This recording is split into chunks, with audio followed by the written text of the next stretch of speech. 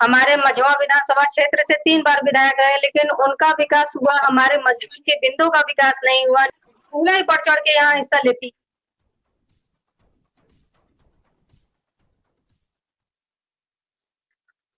नमस्कार, मैं अरविंद कुमार। आप देख रहे हैं भारत राष्ट्र।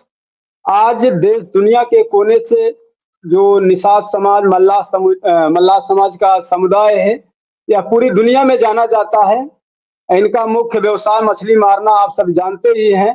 तो हम जो हमारे साथ आज राकेश भाई हैं, रीता जी हैं, राधा जी और मंजू जी, ये वो शेरनियां हैं जो समाज के लिए जो है हमेशा तत्पर रहते हैं, समाज में काम करने के लिए। जो हमारा समाज यह मल्लाहों का समाज, मछुआरों का समुदाय जो पीछे हो गया शैक्षणिक तौर पर और राजनीतिक तौर पर, आर्थिक तौर पर, तो इनको किस तरीके से कैसे एक प्लेटफॉर्म पर लाया जाएगा और इनका क्या योगदान हो सकता है आने वाले भविष्य में, इस पर हम चर्चा करेंगे। सबसे पहले राकेश भाई के पास चलते हैं।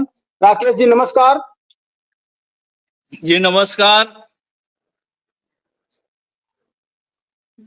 आपसे पहला मेरा सवाल यह है कि मछुआ समुदाय जो शैक्षणिक, आर्थिक और राजनीतिक तौर पर पीछे हो गया, इसका मुख्य कारण क्या हो सकता है? सबसे पहले मैं आपके चैनल को बहुत बहुत बधाई देता हूं कि कम से कम आप हम सब की बात जो है पूरे हिंदुस्तान में घर घर तक पहुंचा रहे हैं, उसके लिए बहुत बहुत धन्यवाद।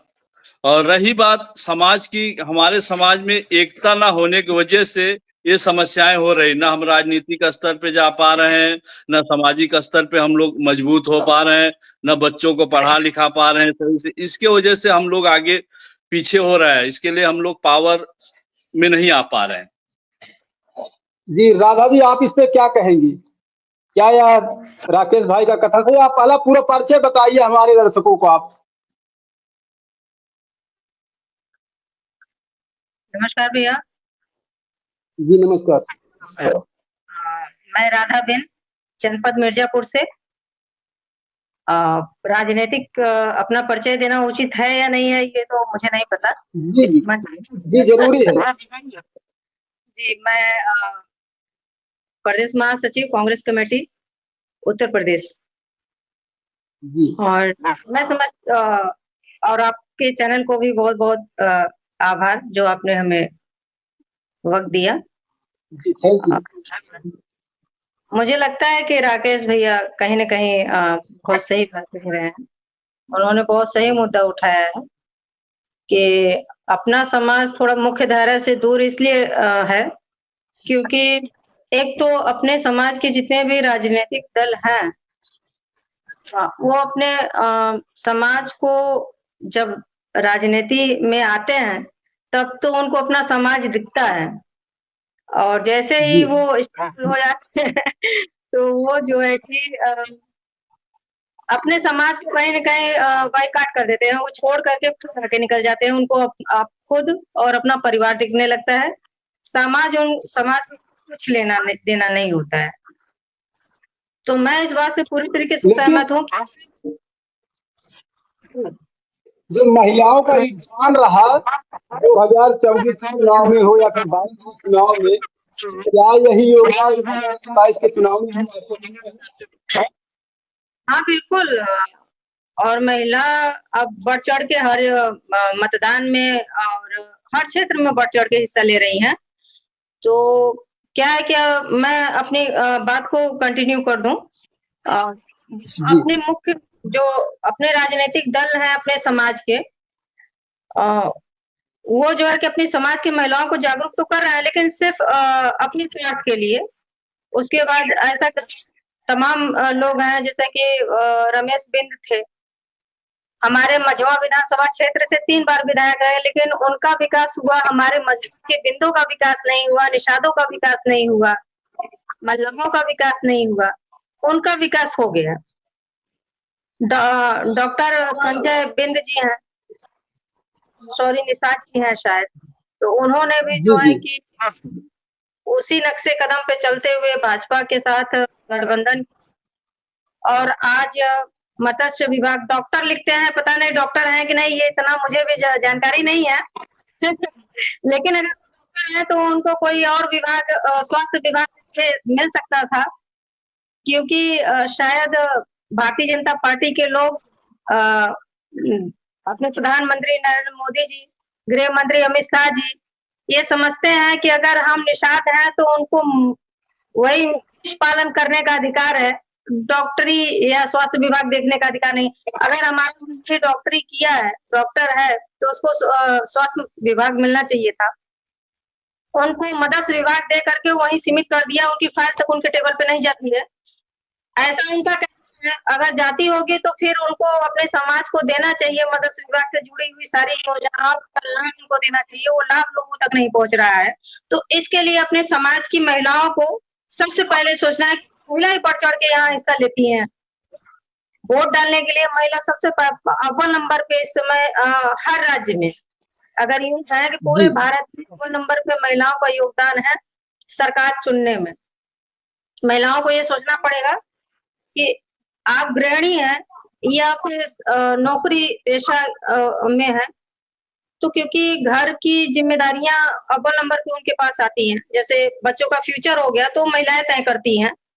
फादर जो होते हैं, पुरुष जो होते हैं, वो उनका बस एक ही उद्देश्य होता है कि वो बस इनकम का सोर्स है, और महिलाएं तय करती हैं कि हमारे बच्चों का फ्यूचर क्या है। ये महिलाओं को समझना पड़ेगा कि हमें 5 किलो राशन त्याग करके हमें अपने बच्चों का फ्यूचर सिक्योर करना चाहिए। जी जी। अपने जो आपने एक बात कही कि डॉक्टर संजय निषाद डॉक्टर है कि नहीं है, इस बात को लेकर के संशय बना हुआ है। जैसे प्रधानमंत्री की पढ़ाई को लेकर संशय बना हुआ है, वैसे इनके डॉक्टरी को लेकर के संशय बना हुआ है। तो इनको जो क्वालिफाइड है चाहिए, तो उस समय हमारे समाज के लोग जाने कि हाँ हम क्वालिफाइड है कि नहीं है। और रही दूसरी आरक्षण की समस्या है समाज करके, तो डॉक्टर संजय नहीं पूरा कर पाए, कर पाएंगे आने वाला तो समय बताएगा।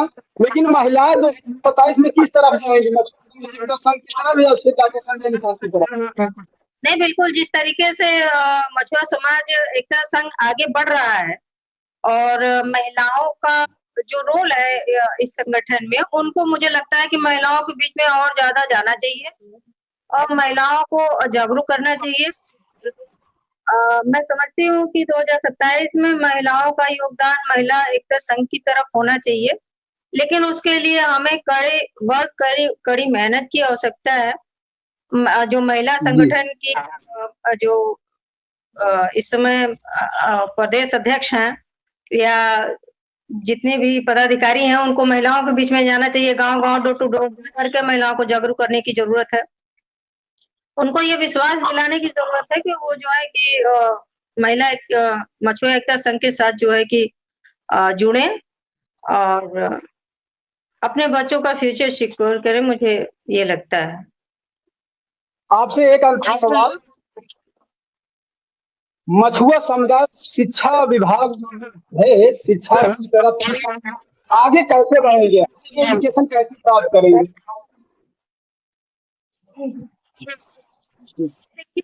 जैसे कि डॉक्टर संजय निषाद की बात हुई, उनकी शिक्षा को लेकर कि वो डॉक्टर हैं या सिर्फ लिखते हैं, तो सेम उसी तरीके से है कि अपने समाज के ज्यादा से ज्यादा विधायक और सांसद बन करके चुन करके जनता अपने समाज की उनको सदन तक भेजे और वो